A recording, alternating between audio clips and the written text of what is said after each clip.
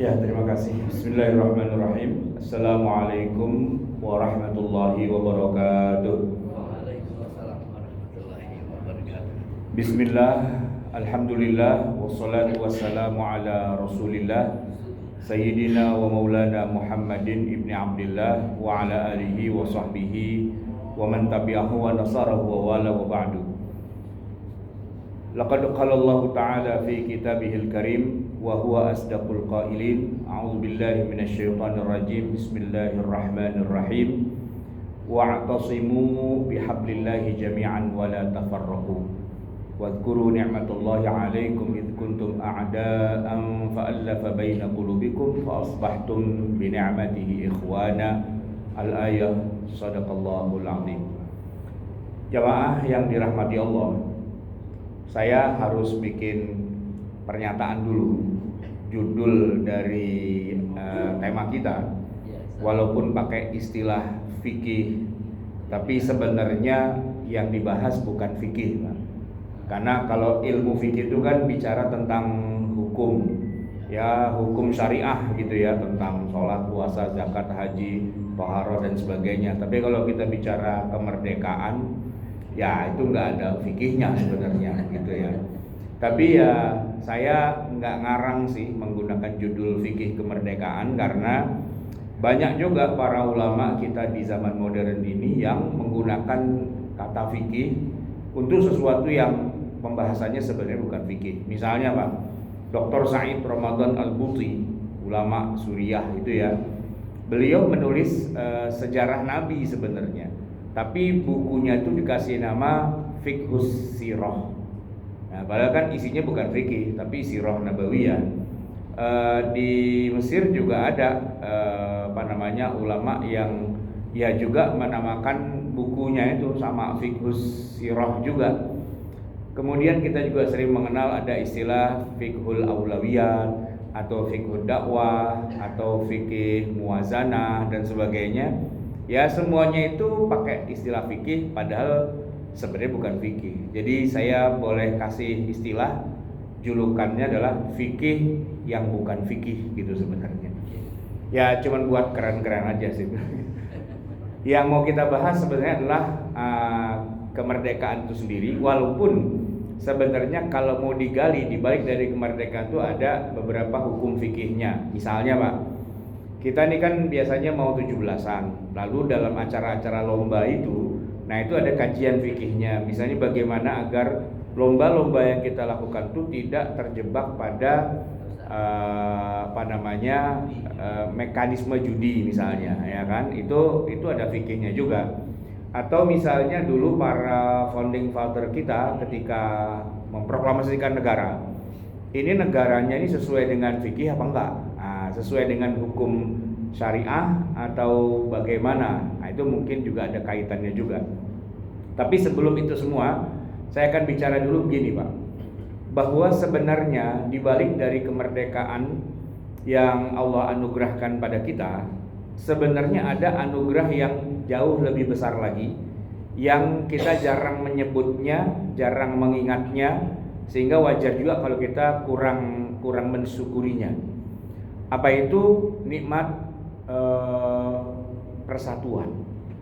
Jadi begini Pak, kalau negara yang Allah kasih kemerdekaan itu boleh dibilang semua, entah dengan cara perang, entah dengan cara perjanjian dan sebagainya, ya boleh dibilang sekarang ini tidak ada lagi lah negara yang dijajah. Artinya secara umum semua negara sekarang kan sudah merdeka.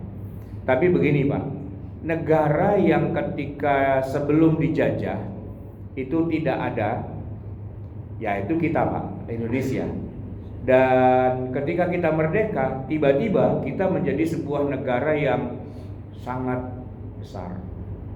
Jadi kalau kita bicara panjangnya negara kita Pak, dari ujung barat sampai ke ujung timur itu Pak ya, itu naik pesawat itu bisa sampai 8 jam kalau non-stop gitu Pak. Cuman memang tidak ada pesawat yang direct ya dari Aceh sampai ke Papua. Tapi kalau kita ya dari Aceh ke Jakarta kan ada, dari Jakarta ke sana ke Papua itu juga ada. Itu kalau kita jumlahkan jam terbangnya ya kira-kira 8 jaman lah kurang lebihnya. Itu Pak, itu adalah jarak kurang lebih ya dari sini ke Arab Saudi loh Pak. Ya kan? Kalau Jakarta Jeddah itu 9 jam direct flight. Tapi kalau sampai ke katakanlah ke Oman gitu ya, ke Qatar itu ya segitu. Artinya sampai ke Timur Tengah gitu Pak, sampai ke Arab gitu. Jadi kalau kita bicara berapa luas negara Anda, wah dari sini ke Arab Pak jaraknya itu. Kita punya 3 waktu kan. Indonesia bagian barat, bagian tengah, bagian timur. Yang baratnya aja tuh Pak, dari ujung Aceh ya sampai ke kita nih Jakarta, sampai ke ujung dari Pulau Jawa bagian timur, Banyuwangi Pak. Itu kita naik mobil Pak dari Jakarta sampai Surabaya, bablas terus sampai Probolinggo, sampai Banyuwangi itu udah capek tuh Pak, udah berjam-jam. Masih Indonesia bagian barat tuh Pak. Begitu kita nyebrang ke Bali baru bagian tengah. Terus baru bagian timur. Wah, gede banget Pak negara kita. Nah, ini kalau saya bandingkan dengan negara-negara lain, sebutlah negara-negara di Timur Tengah Pak, kecil-kecil Pak negaranya itu. Saya pernah diundang Ramadan itu ke Qatar. Ya Qatar sih kaya Pak, minyak apa segala gas bumi gitu ya. Tapi dari ujung pantai timur sampai ujung pantai barat naik mobil sejam udah habis negaranya. Udah habis negaranya, seuprit gitu doang, ya kan? Negara-negara yang lain ya kurang lebihnya sama lah begitu. Maksud saya begini, artinya ini kalau kita coba capture ya peta Indonesia di Google Map atau di Google Earth gitu ya, cek gitu. Lalu hasil capturean kita itu kita pindahin ke Timur Tengah, yaitu kira-kira wilayahnya seluas wilayah Timur Tengah gitu. Padahal kan di Timur Tengah itu ada puluhan negara kan. Nah mereka tuh udah gonta-ganti negara, kita masih Indonesia aja gitu kan. Makanya ilmu fikih yang kita baca itu Pak, kalau buat Indonesia banyak nggak cocoknya Pak. Kan misalnya begini, syarat untuk boleh dilakukannya perjalanan luar kota yang boleh kita jamak dan qashar kan harus dia meninggalkan watonihi ya, meninggalkan negerinya gitu Pak. Nah gitu Pak, udah jalan sampai Banyuwangi, udah sampai Bali, udah sampai, masih belum meninggalkan negeri kita Pak, gitu kan? Berarti masih belum bisa jamak dong kalau gitu. Ya padahal kalau di zaman Nabi negerinya itu ya batas kota Madinah, udah keluar kota, udah boleh jamak qashar. Nah kita jamak qashar kalau udah lewat itu Pak, udah lewat Serambi Mekah, Aceh, nah baru bisa jamak qashar gitu kan. Artinya ini adalah sebuah pemahaman yang nyambungnya adalah ya ini bukan cuma sebuah negeri kecil, ini negeri yang super besar. Tapi begini Pak, coba sebutkan negara-negara yang kira-kira besarnya kayak Indonesia juga. Ya sebutlah misalnya RRC atau Amerika Serikat atau dulu ada Uni Soviet ya. Tapi kalau kita lihat Pak, sejarahnya mereka menyatukan sekian banyak negara-negara itu Pak, itu berdarah-darah, panjang ceritanya ya kan, lewat penaklukan demi penaklukan gitu kan.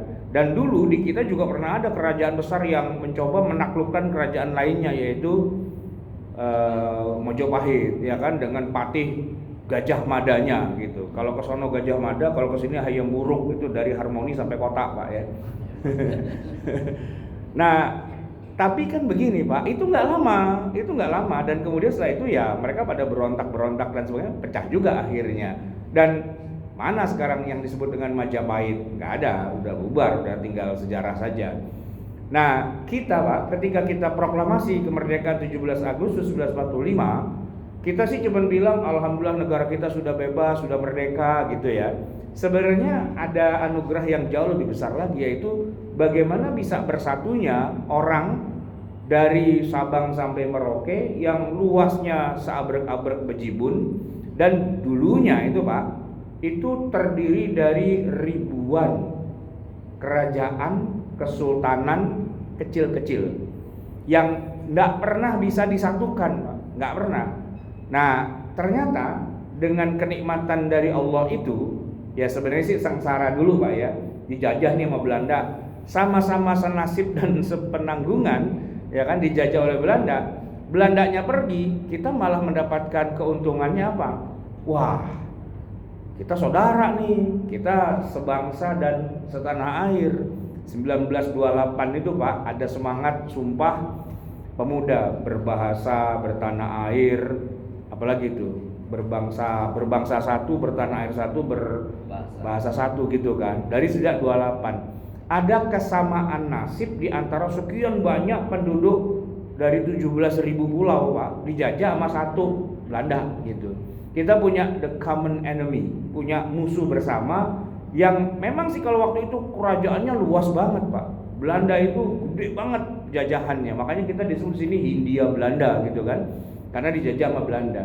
Nah hikmahnya adalah begitu Belandanya angkat kaki, kita merdeka, ya wilayah kita jadi luas banget, gede banget. Dan uniknya adalah kerajaan-kerajaan yang begitu banyak tadi itu tidak lantas bangkit sebagai kerajaan. Enggak. Mereka udah enggak bernafsu untuk meneruskan kerajaannya masing-masing sebagai sebuah negara yang berdaulat. Kalau sebagai warisan budaya masih ada Pak. Sampai sekarang kerajaan tuh di Indonesia masih ada sekitar 250 kerajaan. Yang paling gede dan yang paling fenomenal ya Jogja, ya kan, Keraton Ngayogyakarta Hadiningrat. Nah, itu raja Pak, ya kan. Masih ada kerajaan Indonesia, tapi rajanya tidak lantas bilang, kita memisahkan diri dari NKRI ya, kita bikin negara baru gitu. Enggak. Justru dia yang melebur kepada Indonesia. Selalu juga begitu, ya kan. Nanti yang lain-lain ada Banten, ada Cirebon, ada Demak dan sebagainya. Demak udah bubar waktu itu ya. Nah, kerajaan-kerajaan yang begitu banyak tidak bernafsu untuk berkuasa sendiri-sendiri, apalagi saling memusuhi, tapi mereka lebih memilih, udah kalau gitu kita bernegara bareng-bareng aja lah, yang disebut dengan NKRI. Dan itu akibatnya apa Pak? Jadi sangat kuat. Dan ketika Belanda pengen mengambil alih kembali, menarik kembali, Belanda udah nggak bisa Pak, karena udah bersatu. Nah, perjanjian-perjanjian yang dilakukan oleh Belanda kepada para founding father kita pada waktu itu kan intinya Belanda ingin memecah belah kita dengan berbagai macam perjanjian. Ada Linggarjati, ada Renville, ada macam-macam gitu, biar jadi Indonesia Serikat, biar terpecah-pecah. Karena kalau pecah gampang diadu domba. Dan kita udah sadar selama ini kita emang diadu domba. Politik Belanda itulah divide and impera, pecah belah dan jajah gitu kan. Dan pinternya Belanda itu kan, kenapa pahlawan nasional kita nggak menang-menang padahal jihadnya udah luar biasa. Ketika lagi perang sama Diponegoro, Belanda bikin perdamaian sama Imam Bonjol, sama Tengku Umar dan sebagainya. Jadi pasukannya bisa dibawa ke sana, bawa ke sini dan sebagainya. Itu lebih efektif gitu kan, daripada semuanya bersatu. Nah, bersatunya itu ya ketika 10 November seluruh rakyat Indonesia termasuk petani, santri dan sebagainya turun ke jalan, angkat bambu runcing. Logikanya Pak, kalau bambu runcing ngelawan mesin-mesin perang tuh pastinya nggak bisa kan. Tapi bambu runcingnya banyak banget di seluruh negeri. Pusatnya ya di Surabaya 10 November itu kan. Jadi dari situ kemudian kita bisa lihat bahwa yang membuat kita seharusnya lebih banyak bersyukur itu adalah semangat kita ingin melebur jadi satu bangsa, yaitu bangsa Indonesia yang punya tanah air Indonesia, berbahasa juga bahasa Indonesia, dan negaranya adalah negara kesatuan Republik Indonesia. Itu negara yang sangat kuat. Mari kita bandingkan dengan negara-negara Islam yang lain, Pak. Jadi gini, sebelum kita merdeka Indonesia ya, ada juga negara yang besar juga yang di dalamnya banyak orang Islamnya juga, yaitu India. Jamaah sekalian, kalau dibikin sensus penduduk, negara mana yang jumlah penduduk muslimnya terbesar di dunia, dulunya itu India. Walaupun India itu mayoritasnya adalah Hindu, Muslim sebenarnya jatuhnya ya minoritas. Tapi kalau dijumlahin semuanya ya jadi negara dengan penduduk muslim terbesar di dunia itu adalah India. Tapi muslimnya pecah Pak di sana, ya. Sampai kemudian akhirnya sebagian memisahkan diri dari Indianya, bikin negara baru namanya Pakistan, ya kan? Sisanya tidak pindah ke Pakistan, tetap masih di India. Dan kalau diurut-urutin, banyakan mana Islam di Pakistan dengan di India, ternyata tetap masih banyakan India. Tapi kalau secara paling banyaknya, India, Pakistan berada pada nomor urut 2 dan 3. Kenapa? Karena nomor satu adalah Indonesia.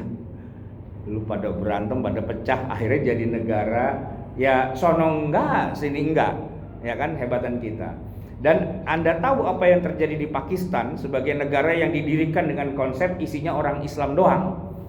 Ya sampai hari ini kelompok-kelompok bersenjata di Pakistan itu wah serem juga itu Pak.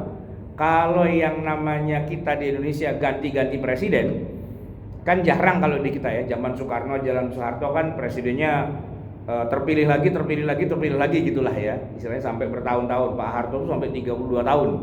Aman terkendali Pak ya, lepas dari masalah orang nggak suka dan sebagainya, tapi aman terkendali. Pakistan nggak begitu Pak. Setiap waktu dia bisa ganti presiden, tapi tidak pakai pilkada, tidak pakai pemilu, pakai bom. Ya, pakai bom. Saya masih ingat tuh Pak, dulu ada presiden namanya Ali Bhutto. Bentar, belum. Benazir tuh anaknya. Bapaknya dulu namanya Ali Bhutto. Ali Bhutto. Lalu oleh jenderalnya sendiri, Jenderal Ziaul Haq.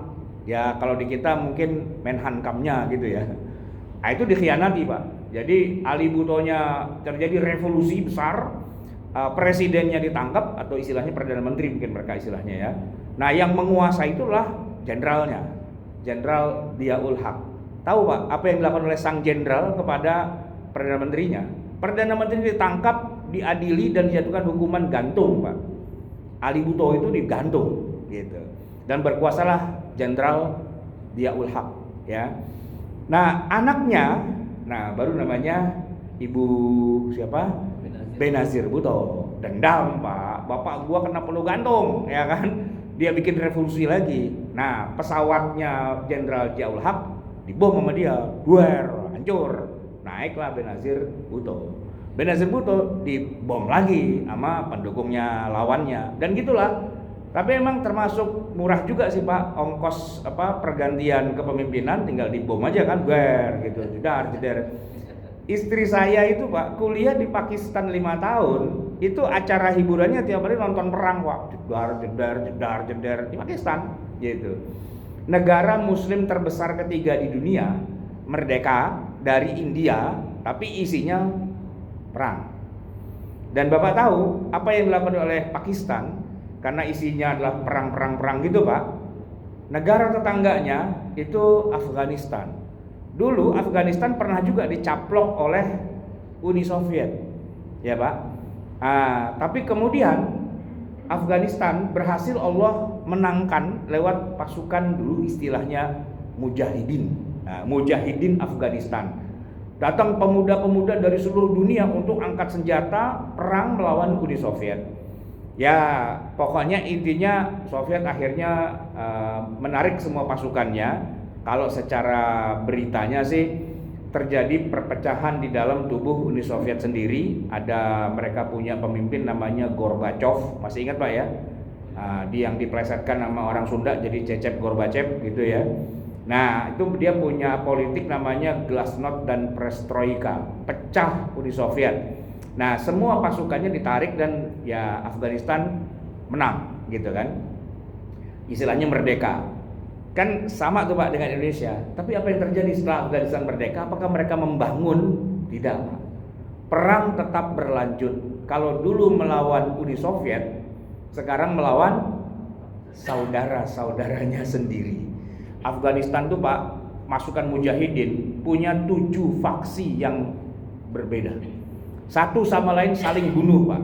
Ada faksi Hikmatyar, ada faksi Burhanuddin Rabbani, ada Abdul Rabi Rasul Sayyaf, ada Singa Lembah Pansir, itu siapa namanya lupa saya. Itu udah lama sih, zaman saya masih SMA tuh sering baca majalah Sabili itu Pak, zaman segitu kan. Itu berita tentang Afghanistan tuh tiap hari. Nah jadi udah merdeka, tapi kenapa lu pada bunuh-bunuhan? Kacau Pak. Di sini pakai meriam, pakai roket, tembakin ke sana sambil teriak Allahu Akbar. Jatuhnya di mujahidin juga Pak. Hancur semua dan dia balas Allahu Akbar. Jatuhnya di mujahidin juga. Bunuh-bunuhan Pak, sesama mujahidin gitu. Dan akhirnya apa? Allah cabut kenikmatan itu. Tiba-tiba datang pasukan yang lain yang nggak pernah ikut perang sebelumnya Pak. yang disebut dengan apa? Taliban. Nggak ikut perang Pak dia. Tiba-tiba dia nguasain. Lalu pada berantem sendiri, udah akhirnya dikuasain gitu. Dan pasukan Taliban adalah pusat teroris dunia. Teroris dunia tuh belajar bikin bomnya ya di sana. Nah itu tetangganya nempel sama Pakistan, namanya Peshawar tuh kotanya. Di Peshawar itulah kemudian keluar masuk para mujahidin dan seterusnya. Merdeka sih Pak, tapi perang, gitu kan? Apalagi Yaman. Pak, orang-orang di Indonesia mau yang kelompok Wahabi Salafi pusatnya Yaman. Dan yang mau yang NU, yang Dibaan, yang Maulidan, yang Habib Ba'alawiyan itu pusatnya Yaman juga Pak. Ya kan? Jadi orang-orang Indonesia tuh beragamanya tuh sesuai dengan agamanya orang Yaman. Ya kan? Mau yang kelompok ini, kelompok teroris, kelompok apa-apa semua adanya di Yaman. Syiah di Indonesia tuh pusatnya dari Yaman juga. Dan asal tahu aja, kelompok Habib, kelompok Syiah, kelompok Wahabi Salafi di Yaman ya bunuh-bunuhan Pak tiap hari. Bunuh-bunuhan. Makanya mereka lebih nyaman di sini karena lebih damai kan di sini, ya kan? Walaupun masing-masing saling caci maki satu sama lain. Kelompok Salafi Wahabi kan tiap hari mencela-cela kelompok Habaib, kelompok NU yang pada selamatan, kendurian, haul dan sebagainya kan. Nah, mereka juga mencaci maki kelompok-kelompok itu. Dan semuanya gurunya dari Yaman, Pak. Emang siapa? Robi Madkholi, emang siapa Mukbil, itu kan orang Yaman, ya kan? Emang siapa pimpinan-pimpinan orang-orang Hadromi Ba'alawi di sini? Tarim di Yaman juga. Dan ibu kotanya Son'a. Kita Pak, Indonesia ini negara kita secara resmi punya hubungan diplomatik dengan Yaman. Dan kita punya gedung di Yaman itu, di Son'a itu KBRI, Kedutaan Besar Republik Indonesia. Mereka perang, bomnya jatuh di KBRI kita Pak, bom. Habis gitu. Sekarang Yaman itu nggak punya KBRI Pak. KBRI-nya itu ada di negara tetangga, Oman, di Salalah. Isinya perang Pak, gitu. Jadi itu negara sih katanya negara Islam, katanya negara sumber agama dan sebagainya, tapi perang di sana itu, ya kan? Mau kemana lagi? Mau ke Suriah, perang lagi Pak. Dan rakyatnya pada ngungsi kemana-mana, keluar ke Eropa, ke Australia, kemana? Bapak mau kemana? Mau ke Mesir? Sama juga, perang juga. Ya setangganya ya Palestina, ya perang juga. Di mana yang tidak ada perang di Timur Tengah itu Pak? Itu adalah negeri yang isinya perang. Lalu mau membangun apa? Negeri yang merdeka tapi isinya perang? Ya nggak bisa. Mesir itu Pak, saya baru November lalu ke Mesir. Kebetulan memang saya sekeluarga kebanyakan pada kuliahnya ke Mesir. Saya November kemarin ke Mesir tuh mewisuda anak saya yang lulus dari Al-Azhar. Yang saya kaget Pak, mata uang Mesir itu Pak anjlok seanjlok-anjloknya. Anjlok Pak. Dulu antara pon Mesir, namanya pon atau genih gitu ya, itu setara dengan real Saudi. Jadi kalau real Saudi itu sekarang berapa nih? Yang baru pulang umroh pasti ingat 4.000 kan? 4.000. Dulu pon itu 4.000 Pak. Sekarang ya pon Mesir itu cuma 300 rupiah. 300 rupiah. Anjlok negaranya. Tiap hari perang, perebutan kekuasaan. Yang satu ditangkap, terus diganti lagi, terus itu dilanda dengan berbagai macam konflik antar kelompok, antar jamaah, antar pemerintah dengan lawan-lawan politiknya dan seterusnya gitu Pak. Itulah wajah negeri Islam sekarang di dunia. Mereka merdeka sih, tapi mereka nggak damai, gitu Pak. Nah, jamaah sekalian, kita ini merdeka dan bonusnya adalah damai. Kita negeri yang gede banget, ada ratusan ribuan kerajaan, bahkan kita punya 17.000 pulau, bahkan kita punya bahasa daerah itu yang banyak banget Pak, sampai 700 bahasa daerah Pak. Yang saya pernah ngalamin diketawain sama orang Saudi begini Pak, di Masjid Nabawi polisi Pak, petugas gitu ya, nanya ke saya gini, enta Indonesia? Aina Indonesia. Syuf, dia bilang, nih ada ibu-ibu orang Indonesia lagi nyasar katanya, dia ketinggalan rombongan tuh, tolong diurus. Oke, saya bilang, saya ajak ngomong Pak, ibu-ibu itu saya nggak paham bahasa dia dan dia nggak paham bahasa saya. Tapi Indonesia orang ada merah putihnya kan gitu. Terus saya bilang sama polisinya, "Syuf ya Sidi, hayya Indonesia, lakin ma arafna kalamahu." Dia bilang, wallahi. Saya bilang, kita nih di Indonesia punya 700 bahasa.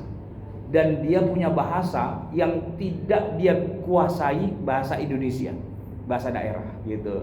Dia geleng-geleng, ajib, dia bilang gitu. Ajib, dia bilang gitu. 700 dia bilang, banyak amat gitu kan. Saya bilang, ente baru tahu bahasanya. Tahu nggak berapa jumlah pulau di Indonesia?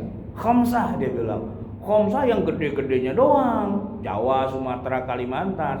Nah, coba ente itu lagi tuh, ya kan, gedein lagi. 17.000 saya bilang, Sittata asyara alaf. Wah, dia bilang ajib, dia bilang iya. Orang Arab bingung Pak kalau melihat kita, segitu banyaknya tapi damai. Nah itu Pak, susah itu Pak ketemunya. Kalau udah di Saudi perang, kalau udah di Yaman perang, kalau udah di situ pasti perang. Ini kok kalian nggak perang? Saya bilang perangnya ada, tapi perangnya dalam bentuk yang sangat terbatas, ya.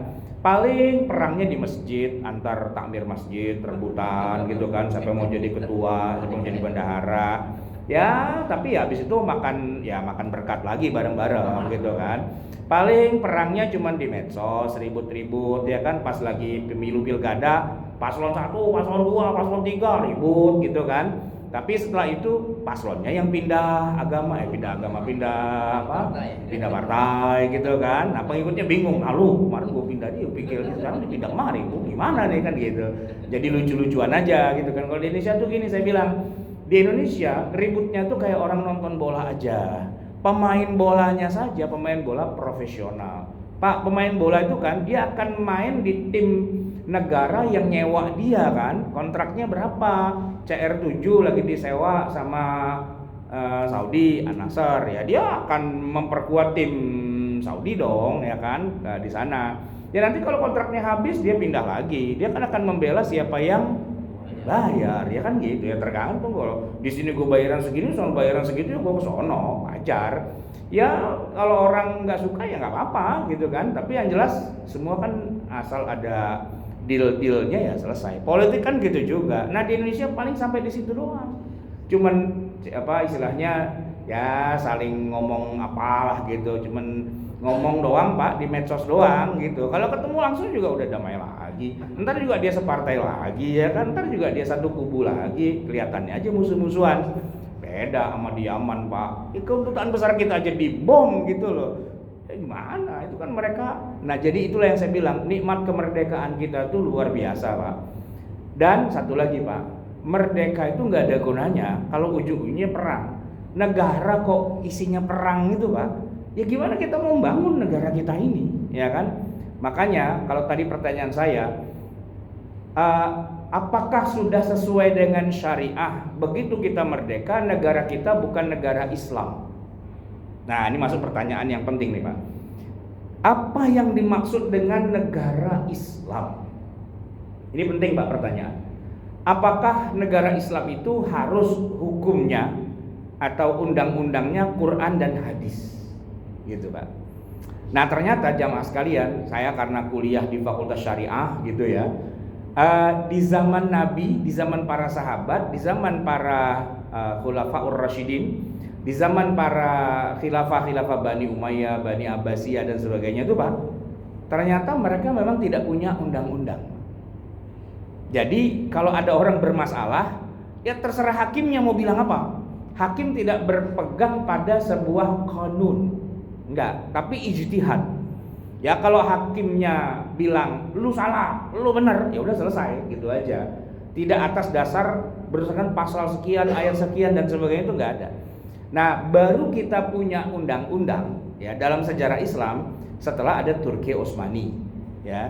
Nah, Turki Utsmani itu mereka ada para pemikirnya, ada Sulaiman Al-Qanuni gitu ya, yang ada kanun-kanunnya dari Al-Qur'an, dari sunnah gitu ya. Kemudian dibuatlah pasal-pasal dan sebagainya gitu. Cuma kalau kita buka kembali ke kitab fikih misalnya, maka mekanisme hukum di negeri di zaman-zaman seperti itu belum ada Pak. Jadi pengadilan itu ya tergantung hakimnya. Kalau hakimnya bilang salah ya salah, kalau hakimnya bilang benar ya benar, udah nggak ada hukumnya, nggak ada lawyernya dan seterusnya begitu.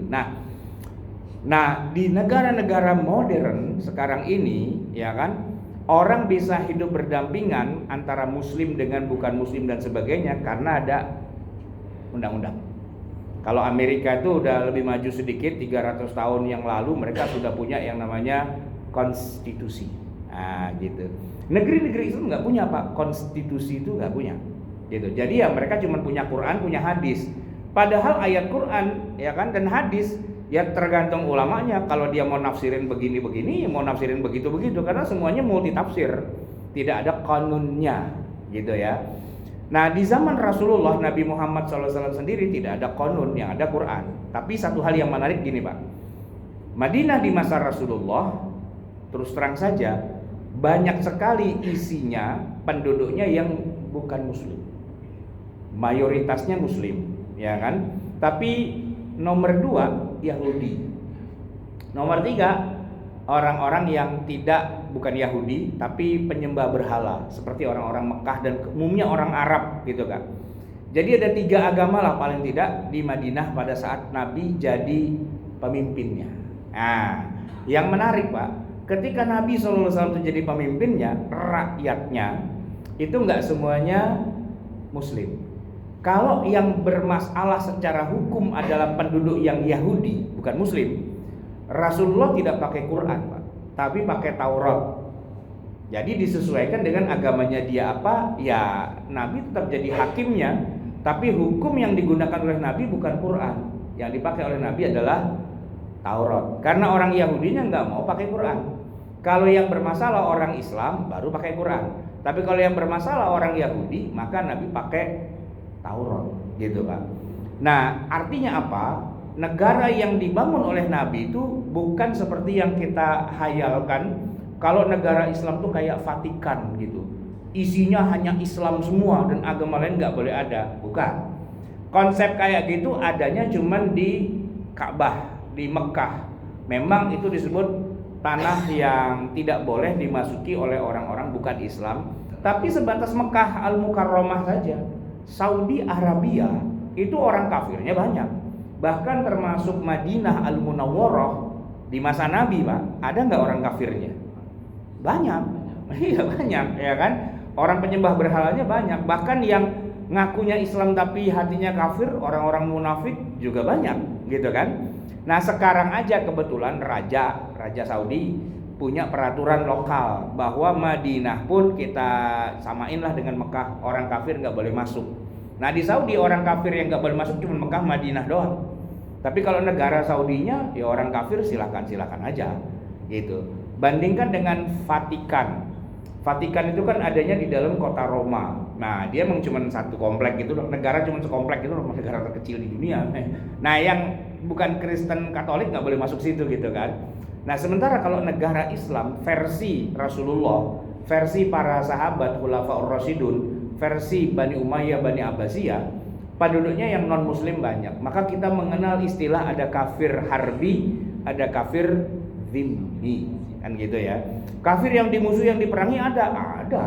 Tapi kafir yang kita hidup bersama bareng gitu ya sebagai good citizen gitu ya, ada juga. Kan Nabi punya tetangga yang kafir, ketika dia mati Nabi menghormati jenazahnya. Ya kan? Nabi punya tetangga yang kafir, ketika Nabi nyembelih kurban atau akikah, Nabi pesan dagingnya bagi juga kepada tetangga yang kafir gitu kan. Artinya kehidupan bermuayasyah, bermuamalah antara Nabi dengan orang kafir di Madinah itu ada. Nah maka kalau kita bangun negara Indonesia, isinya nggak cuma Islam doang, ada Kristen, ada Katolik, ada Hindu, Buddha dan sebagainya, ya itu nggak salah. Dan apakah undang-undang dasar kita bukan Quran? Ya sekarang begini Pak, coba sebutkan di negara-negara Islam yang lain yang katanya negara Islam, apakah undang-undangnya itu Quran? Enggak, Quran enggak jadi undang-undang. Quran itu sumbernya undang-undang, sumber hukumnya.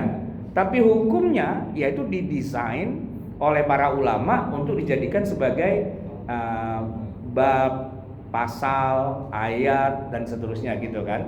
Nah, Indonesia kalau secara umum Pak, kulturnya masyarakatnya Muslim, mayoritas Islam terbesar di dunia, dan agama Islam tidak pernah dilarang di Indonesia. Kita nggak mengalami tuh kayak di Eropa Timur, kayak di Spanyol dan sebagainya yang pakai jilbab nggak boleh gitu ya, sholat nggak boleh, apa nggak boleh, nggak. Ini negeri yang boleh dibilang hampir seluruh pemimpinnya itu Muslim. Presiden kita nggak pernah bukan orang Islam. Menteri kabinet kita ya mayoritasnya Muslim. Kemudian para wakil kita di DPR ya Muslim juga. Boleh dibilang rakyatnya Muslim, ya kan? Pemimpinnya Muslim, dan Islam itu hidup bebas di Indonesia. Nggak ada paksa-paksaan, tapi juga ya kita memberikan kesempatan pada orang di luar Islam untuk bisa hidup dan sebagainya. Jadi kalau saya mengatakan bahwa ya Indonesia adalah negara Muslim terbesar dan Islam hidup aman di sini, konsep negara Islam itu bukan negara yang undang-undangnya Quran, bukan begitu. Tapi negara yang menjamin agama Islam itu bisa eksis, ya kan? Rakyatnya mayoritas Muslim, pemimpinnya mayoritas Muslim, dan nah ini yang jarang-jarang Pak. Ada jaminan keamanan buat rakyatnya, bahkan bisa memberikan kesejahteraan. Konsepnya itu seperti yang ada dalam surat Saba, baldatun thayyibatun wa rabbun ghafur. Nah, kalau saya bandingkan dengan negara-negara Islam atau Arab lah, yang isinya perang melulu, lah itu malah bukan negara Islam Pak. Kalau negara Islam itu isinya nggak perang, ya kan? Nah kalau isinya perang, keamanan nggak terjamin, harta nggak terjamin, mau kerja nggak bisa, apa nggak bisa, isinya perang-perang dulu, ya bukan negara yang bisa menjamin keamanan buat rakyatnya. Apalagi isinya pengungsi semua dan sebagainya, bukan negara Islam. Negara Islam itu Pak sebenarnya gini aja, di mana ada negara makmur, ya kan? Lalu agama Islam aman, gitu ya. Rakyatnya bisa hidup sejahtera. Ya kalau ada yang mau kafir-kafir silahkan, yang mau Islam juga nggak diapa-apain, santai aja. Ya itulah negara Islam sebenarnya. Saya cuman begini aja Pak, waktu saya pernah diundang ke Jepang, itu kalau melihat karakteristik negara Islam tuh Pak, saya bilang ini harusnya negara Islam nih Pak nih, ya kan? Tertib, aman, damai gitu kan, santai aja, bersih. Saya pernah diceritain gini Pak, jam 2 malam ada nenek-nenek mabok Pak. Nenek-nenek mabok, dia buang sampah, ya kan? Dia sambil mabok sambil buang sampah, tapi masih bisa milihin sampah yang organik yang ini, sampah yang ini, yang gini. Bayangin Pak, jam 2 malam dia buang sampah masih bisa mikir kayak gitu. Bandingkan dengan Jakarta, nah gitu kan? Tahu dah sampahnya di mana, nggak karu-karuan kan gitu loh. Ini kalau ngomongin dari segi kebersihan, an-nazafatu minal iman, sebenarnya Jepang tuh malah lebih Islami. Cuman tinggal satu aja, dia belum bisa baca syahadat, sama belum lulus Iqra jilid 2, gitu aja kan. Susah itu aja sebenarnya kan. Jadi saya kadang-kadang berpikir negara Islam tuh nggak harus negara Arab, ya kan? Negara Islam adalah negara yang bisa mengejawantahkan, mengimplementasikan prinsip-prinsip agama Islam, walaupun mungkin merekanya belum baca syahadat, tapi ya tinggal kita dakwah aja di sana, pelan-pelan, lama-lama juga Islam juga, gitu kan? Pak, saya berpikir begini, dulu ketika para sahabat dan para ulama di Timur Tengah mendakwahkan Islam ke negeri kita, kayaknya sih mereka berpikir kita dakwah nih negeri monyet gitu Pak. Ya, karena kan di kita hutan semua, ya kan? Dipikir kita bangsa monyet lah gitu kan. Terus diajarin Pak Islam pelan-pelan gitu kan. Turun temurun, akhirnya kan kita pada Islam semua. Walaupun dulu nenek moyang kita mungkin animisme, dinamisme, Hindu, Buddha dan sebagainya gitu kan. Tapi ujuk-ujuk tiba-tiba Islam mayoritas di Indonesia. Dan yang lebih ngeselin lagi Pak, orang Saudi, kalau MTQ internasional di Mekah Pak, itu juaranya selalu orang Indonesia Pak. Orang Arabnya malah kalah kalau baca Quran. Hebatan kita gitu. Termasuk kampus-kampus di Saudi itu Pak. Kalau mau tahu juara-juara kelasnya yang mahasiswa berprestasi, pasti Indonesia. Enggak Malaysia, enggak Singapura, enggak yang lain, tapi Indonesia. Kenapa? Ternyata basic sebelum mereka kuliah kan mondok dulu Pak di pesantren. Pesantren kita itu Pak boleh diadu sama pesantren manapun di dunia Arab. Kita aja kadang-kadang nggak tahu bahwa Arab lebih hebat. Enggak. Saya bisa jamin Pak, mahasiswa kita yang dari Indonesia yang di pesantren, kalau dia ke Al-Azhar, dia yang paling pintar. Kalau dia ke Jamiatul Imam, dia yang paling pintar. Kalau dia ke Madinah,